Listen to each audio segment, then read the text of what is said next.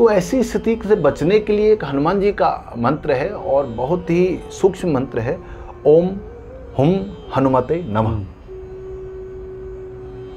ओम हुम हनुमते नमः। तो ये रक्षात्मक मंत्र है। आपका जो आत्मबल गिरा हुआ है, आपकी जो ओवर थिंकिंग जिसे हम कहते हैं, कई बार उन्माद उसको कह दिया जाता है, तो इस सब से बचने के लिए आप इस मंत्र का जाप करिए। अच्छा, हाँ, अपनी दिनचर्या में आप इसको ले आइए, आप दैनिक पद्धति से इसका जाप कर सकते हैं। नहीं तो कई बार लोग जाप करने के बाद कहते हैं जी कोई फायदा ही नहीं हुआ, मंत्र में कोई प्रभाव नहीं है। तो मंत्र में तो प्रभाव है, लेकिन वही बात है, किसी व्यक्ति को जंजीर बांध करके आप कहो कि अब तुम युद्ध करो, तो वो थोड़ा सा है। आप उसको निष्क्रियन करके करिए तो 100% उसका लाभ मिलता है। और मेरा पूर्ण विश्वास है, कई लोगों का मैंने किया है। तो आपको उन सब नियमों का पालन करना है, उसके साथ में आपको छौर कर्म नहीं करना है, ब्रह्मचर्य का पालन रखना है। इन सब व्यवस्थाओं का ध्यान रखते हुए आपको यह काम करिए, तो निश्चित ही आप पाएंगे कि जो आपने इस अनुष्ठान को पूर्ण किया, उसके पूर्ण करने के बाद में दशांश यज्ञ इसका, जैसे 1.25 लाख आपने जप किया है तो 12,500 हवन आप इसका यज्ञ करिए। और वो जो यज्ञ कर रहे हैं उस यज्ञ का दशांश आप तर्पण करिए। बहुत सारी जो हमारी मंत्र साधना है उनको बड़े बड़े ऋषियों ने कील के रखा है ताकि कोई व्यक्ति इसका दुरुपयोग न कर सके। और बहुत सारे ऐसे मंत्र हैं। कीलक का मतलब है कि उसको बांध दिया है। जय सिया राम। मंत्र शक्ति के जरिए हम जीवन के कठिनतम समस्याओं का समाधान पा सकते हैं। पिछली कड़ी में आचार्य सुरसेन बृजवासी जी ने मंत्र शक्ति की बात की थी और ये बताया था कि ज्योतिषियों द्वारा जो उपाय बताए जाते हैं, जिन समस्याओं के बारे में बात की जाती है, उन समस्याओं का निराकरण मंत्रों के जरिए बहुत ही आसानी से संभव हो जाता है। और हनुमान जी के एक से एक मंत्र हैं और समय समय पे साधक जिसका जप भी करते हैं और अपने मनोरथों की सिद्धि करते हैं। एक बार पुनः आचार्य सुरसेन बृजवासी जी हमारे सामने उपस्थित हैं। स्वागत है आपका। जय सिया राम। पिछली बार तो आपने बहुत ही विस्तार से भूमिका में बताया था कि मंत्रों की क्या महिमा है और किस प्रकार से भक्त उसका लाभ उठा सकते हैं। आज की कड़ी में आज क्या विशेष बता रहे हैं? पिछली बार हमने मंत्रों की महिमा जानी जी। अब किस मंत्र के माध्यम से और कौन से संकट से निवृत्ति पा सकते हैं। जीवन में आज के दौर में सबसे कठिन जो स्थिति है वह कर्जे की है।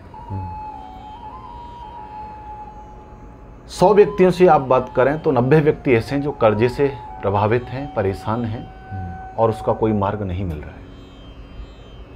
बहुत सारे उपाय आपको मिलते हैं कि कर्जे से मुक्ति के लिए क्या किया जाए, लेकिन एक हनुमान जी का बहुत ही चमत्कारिक मंत्र है।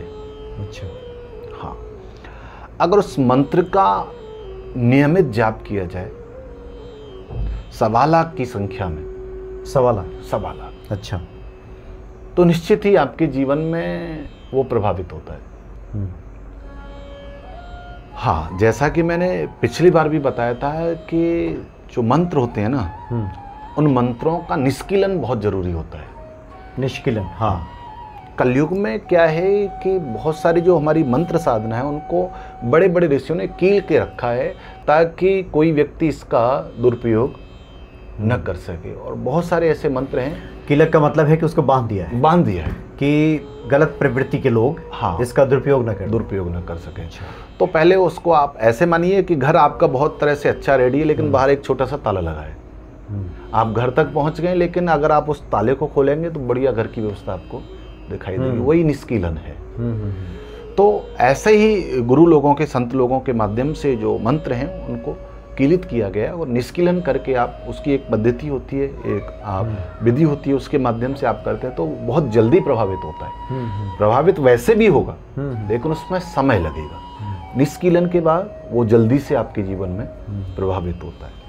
तो उस कर्जे की मुक्ति के लिए एक हनुमान जी का बहुत प्रसिद्ध मंत्र है। अच्छा, ओम नमो हनुमते आवेशाय आवेशाय स्वाहा। ये मंत्र है।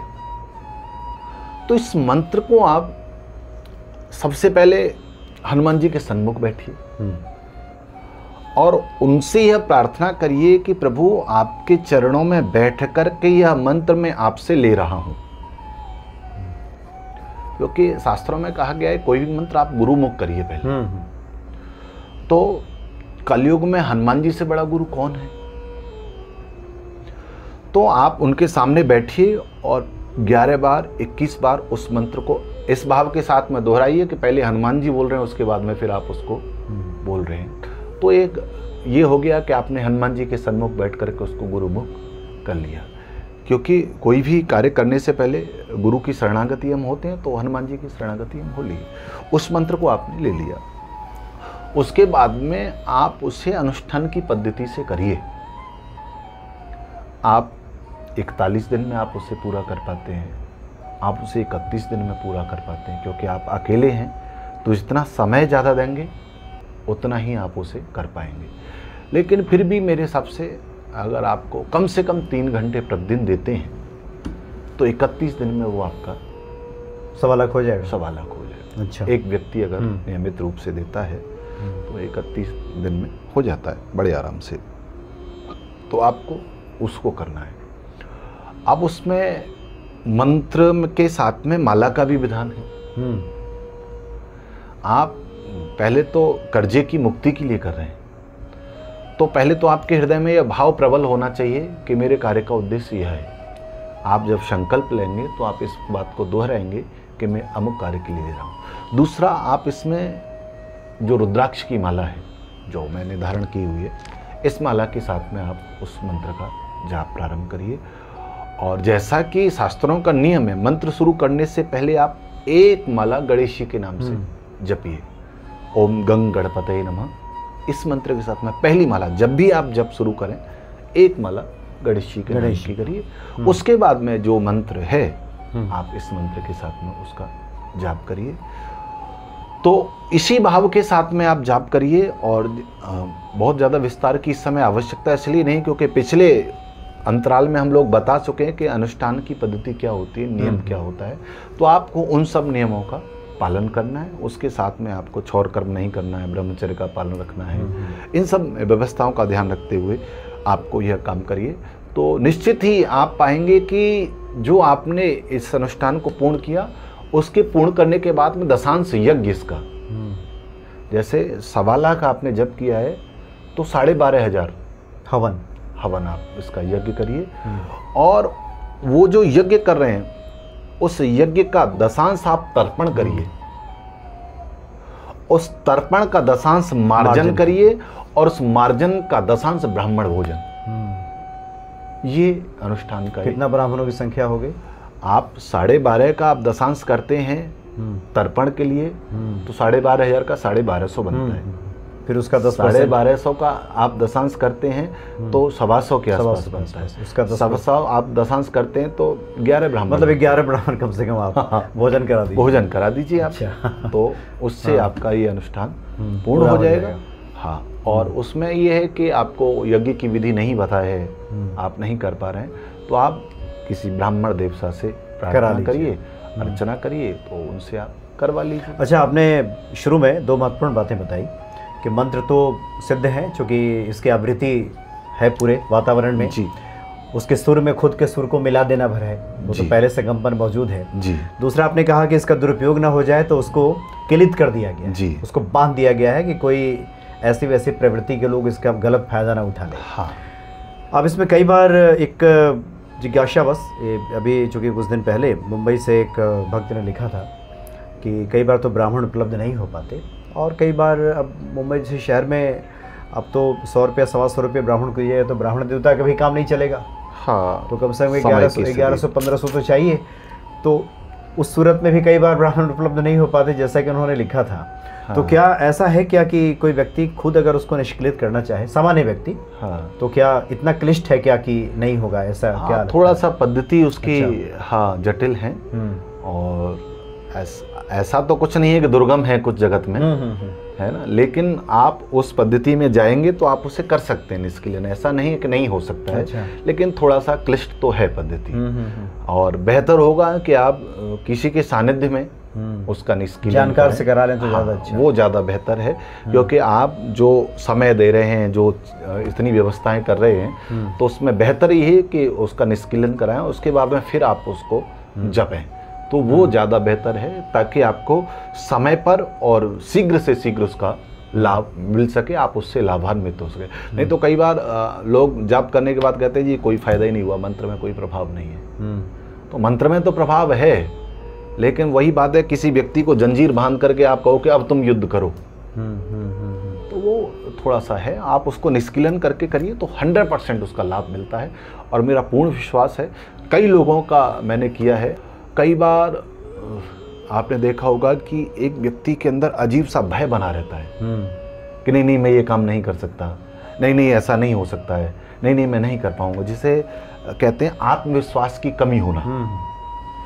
और कई बार उस कमी की वजह से व्यक्ति जीवन में निर्णय नहीं ले पाता है ना।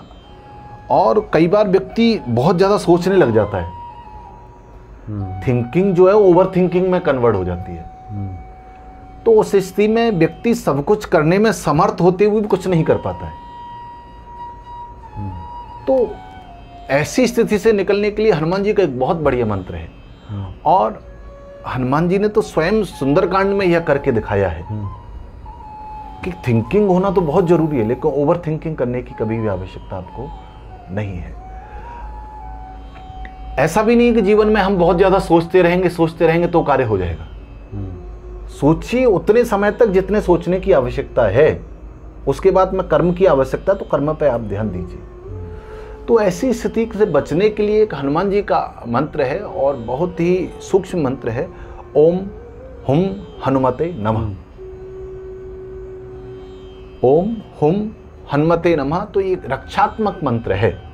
आपका जो आत्मबल गिरा हुआ है, आपकी जो ओवर थिंकिंग जिसे हम कहते हैं, कई बार उन्माद उसको कह दिया जाता है, तो इस सब से बचने के लिए आप इस मंत्र का जाप करिए। अच्छा, हाँ, अपनी दिनचर्या में आप इसको ले आइए। आप दैनिक पद्धति से इसका जाप कर सकते हैं, और उस पद्धति के माध्यम से आप जाप करेंगे तो धीरे धीरे आपके जीवन में आप देखते हैं कि परिवर्तन। बहुत सारे लोगों को बताया, बहुत सारे लोगों ने किया, तो वो आज उससे लाभान्वित हैं। प्रारंभ में कई बार ऐसा होता है कि व्यक्ति को लगता है कि कोई लाभ नहीं आ रहा है, लेकिन जैसे जैसे मंत्र का प्रभाव बढ़ता है, आपकी संख्या बढ़ती है, संख्या बढ़ने से उसकी जो ऊर्जा है वो आपके आसपास जब आने लगती है, तो ऑरा जब उसका बनने लगता है, तो निश्चित ही वो प्रभावित होता है। और आप पाते हैं कि आपके जीवन में जो समस्याएं थी, बहुत सारे लोग ऐसे इस तरह की स्थिति से घिरे रहते हैं कि सब कुछ करने में समर्थ हैं, लेकिन फिर भी उनका आत्मबल मजबूत नहीं रहता है। उन्हें लगता है कि नहीं मैं ये नहीं हो सकता, वो नहीं हो सकता। तो आप इस मंत्र का जाप करेंगे तो निश्चित ही आप इससे लाभान्वित होंगे जी, और अपने जीवन से इन समस्याओं से मुक्त हो जाएंगे। तो ये कर्ज मुक्ति का मंत्र है। हनुमान जी के इस मंत्र को आप जपें तो निश्चित ही कर्ज मुक्ति का एक योग बनेगा। बिल्कुल, बहुत धन्यवाद आपका। जय सिया राम। जय सिया राम।